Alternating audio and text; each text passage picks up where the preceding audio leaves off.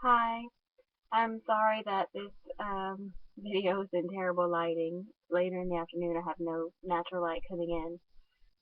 So I have I had a suggestion of some things to talk about, and I'm going to talk about first. I'm going to talk about OPKs, ovulation prediction kits, um, or test strips. There are several different kinds that you can get. When I started off with the clear blue ovulation test. It's a little kit that comes together. You can get them at Walmart. Um, there's uh, a little, I guess, the base tool, which has the little reader screen on it with the smiley face or nothing, just a circle. And then there's in the box also comes like 20 or 25 strips that you potty on, and then you insert it into that original piece, and it reads the test strip.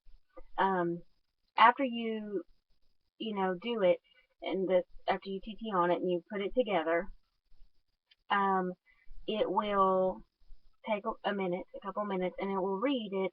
And whenever it's done, it'll either give you a circle with nothing, it'll be a hollow circle, or it'll be a circle with a smiley face. And that means that you're most fertile when you have the smiley face, and you're not when you have nothing.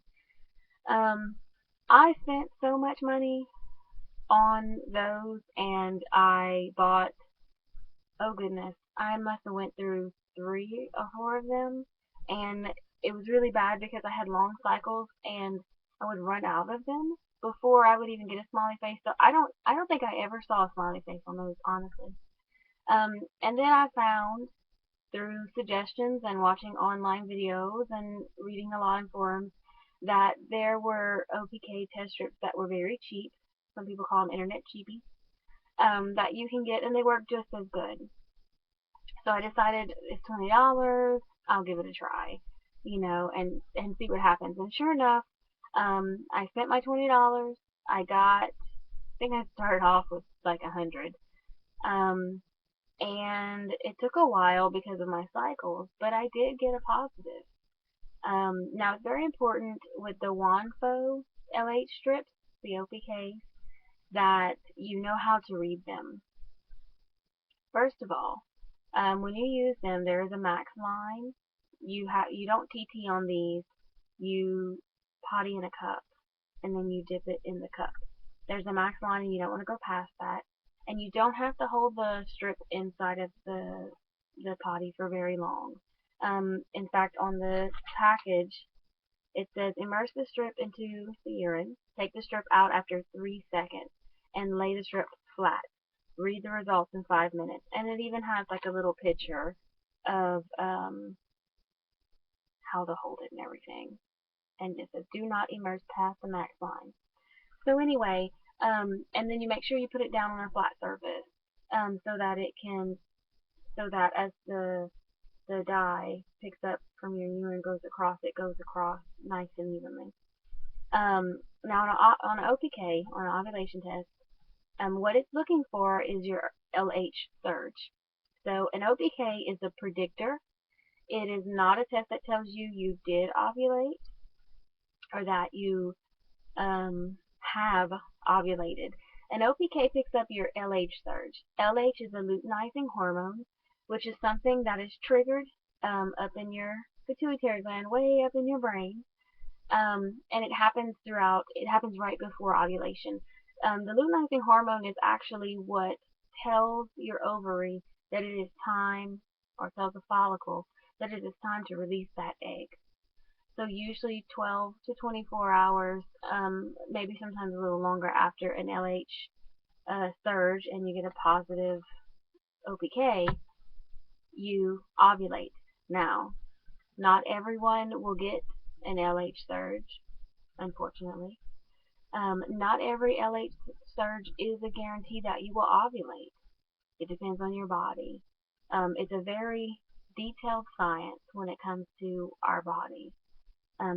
They have to work very precisely in order for everything to happen right. And unfortunately, for a lot of women who are trying to conceive and don't conceive just about, right away, 3 to 6 months naturally, you are going to have some struggles, and there may be something just a little off. Not that it's off every cycle, and for some women it is. Some it's not.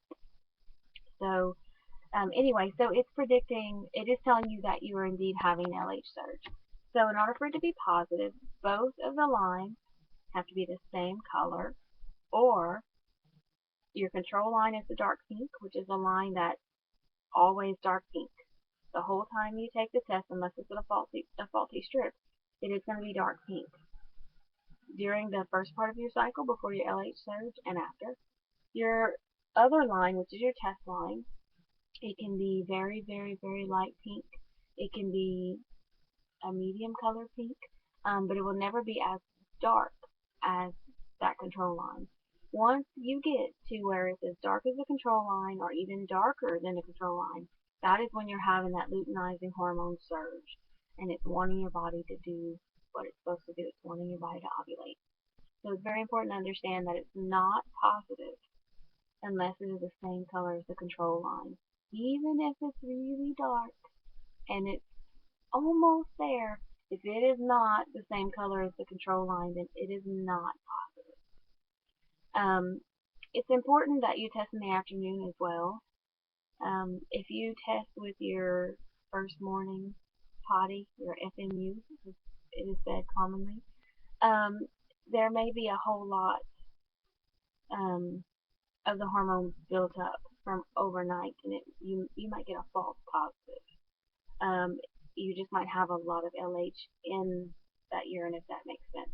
And then I've also heard some people say that if you take one in the morning, it might be negative because you're not up and moving and hasn't had time to run through. I don't know how true this is, but it is best to take it in the afternoon.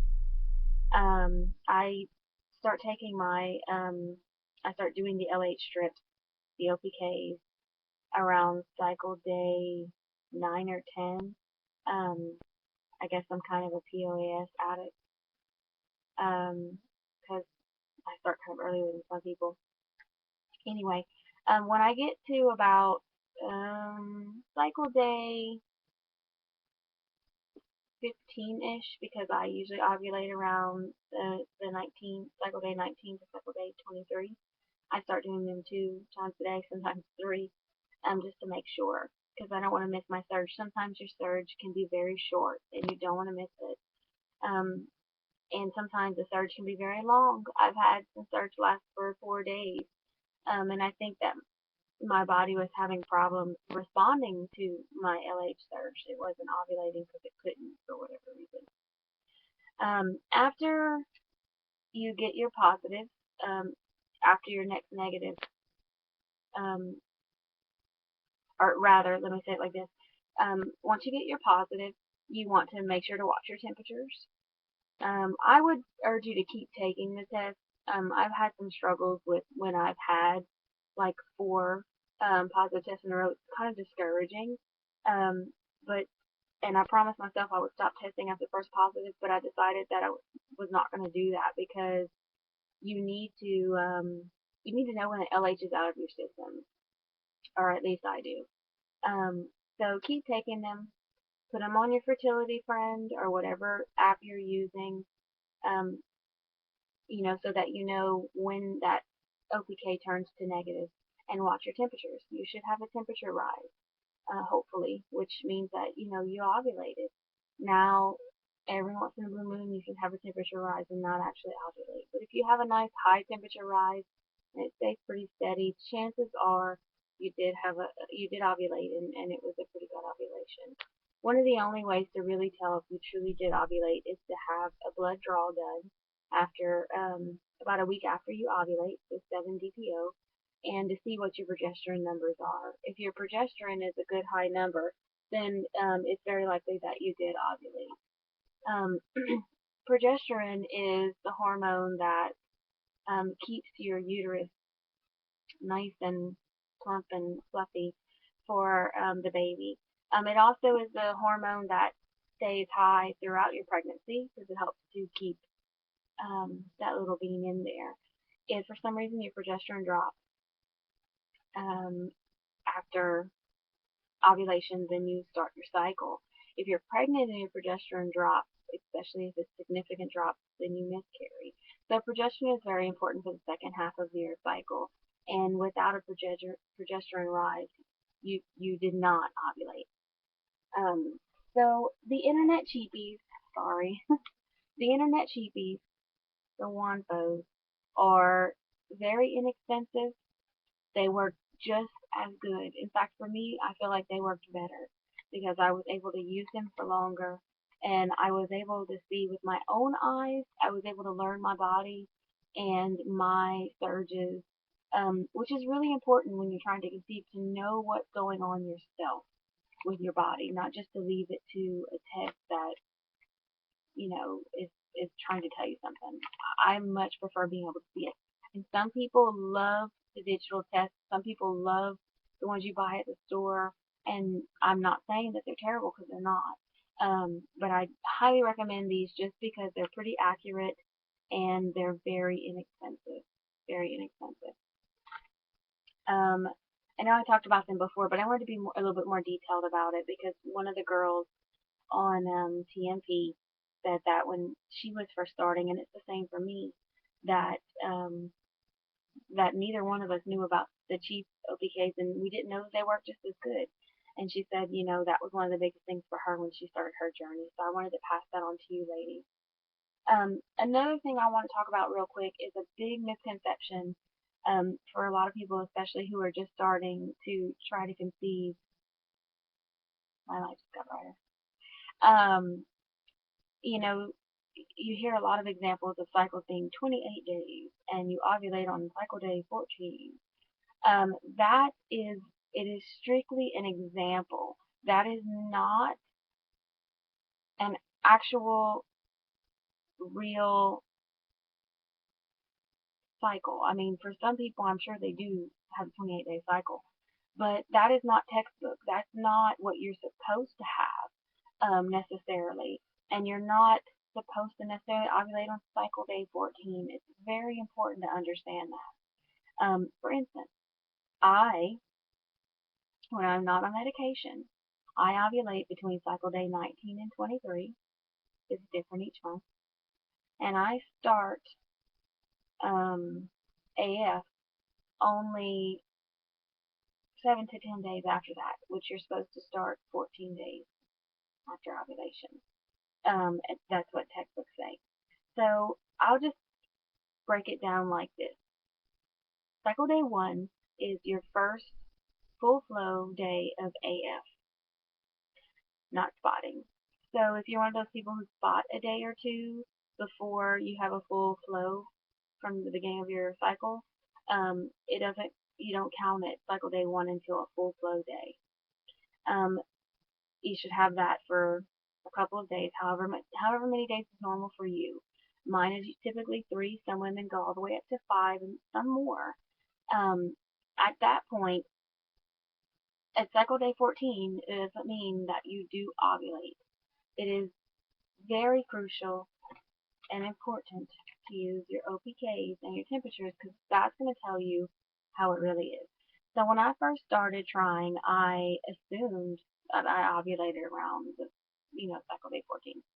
So my husband and I would BD around that point. Well, at that time, I was ovulating like on cycle day 30, so I wasn't doing any good for myself or ever having a child. So please understand that that is a misconception. Your cycles are not, set to 28 days, ovulation on 14 days. Another rule of thumb is a lot of people will tell you, doctors, and if you read up on it, that if you start, I'll give you an example. If you start AF on the first of the month, the first of, let's say, just August, for example, then you ovulated 14 days prior to that. So your ovulation would have been the 15th. I'm sorry, the 16th. That's not necessarily true either.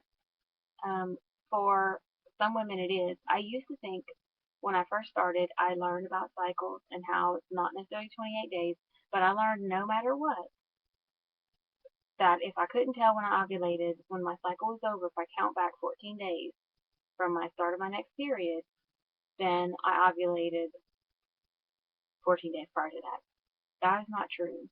I have learned that your luteal phase, which is the time from ovulation to the beginning of your period, it ranges for different women. Some women is 7, 9, 10, 11, 12, 13, 14, 15 days. So please keep in mind as well that although you might have that perfect 14-day luteal phase, you might not. You might be one of those women who don't have a 14-day luteal phase, and it's okay if you have a 12, 13, 14, 15 luteal phase. That's fine. If it's less than that, and it's consistently less than that, then you might have cause for concern. And that's something you'll want to talk to your doctor about, because that can cause problems like it does with me. Um, so, and like I said, when I was first trying out information, that's one of the first things I found out was no matter what, if your cycle is 50 days, you're gonna, ovulate 14 days before the start of the next period. Um, that also is a misconception. I'm so sorry this is so dark. My light is it's kind of pitiful. Um, so, using OPKs and doing your temperatures, taking your temperatures every day, and watching your CM and stuff like that is really going to help you know your body. Until you know your cycles, um, if you're having trouble conceiving, you can't help yourself. Your doctor can't help you until you get to know your body and you get to know your cycles and know what's going on with your body. Um, it's not by chance that I know that I ovulate from cycle day 19 to 22. It's not by chance that I know that I only have a luteal phase of 7 to 10 days. It's by doing a lot of research and having a lot of cycles and history and charting and OPKs and all this work, that it's very much worth it. It's what allowed me to walk into a new doctor's office, give it to him straight, and him look at me with a smile and was happy to help me and agree with me on some of the diagnosis, because I knew my body. And I knew my body because I had several cycles where I kept up with everything. I used Fertility Friend to put everything in. So I very much urge you to do that, and to know that your cycle may be different, and that's okay, because the 28-day thing is like, fantasy land for a lot of people. I know so many women who have cycles that are 40, 60, 80 days. I know women who have luteal phases that are 6, 8, 16 days. So everyone is different. Every cycle can be different. Every pregnancy can definitely be different. So please, please, please do research on yourself by doing your OPKs, your temperatures in the morning, and watching your cervical mucus. And if you are brave enough to and can, checking your cervix. That's a good indicator too. Um, and if you're still, not sure if you're ovulating well, if you're having not strong ovulations, or you don't think something is right, go to your doctor and ask for that blood work. Don't give them an option. You tell them, I want my blood draw. I want to know, did I have a good ovulation or not? I know I ovulated on this day, blah, blah, blah, blah. So, anyway, but I just wanted to do a quick video, or not so quick video, it's like 18 to 19 minutes, on OPKs. Don't be afraid to get the cheapies from the internet, and I'll put a link in the info description for the OPKs. And definitely research yourself. Put that time and effort into yourself, and get to know your body so that you can help yourself get that baby, or get the medical help that you need to get your baby. So if you have any questions about any of that, just let me know in the comments below. I'll make sure to reply. And you ladies have a nice night. Good night.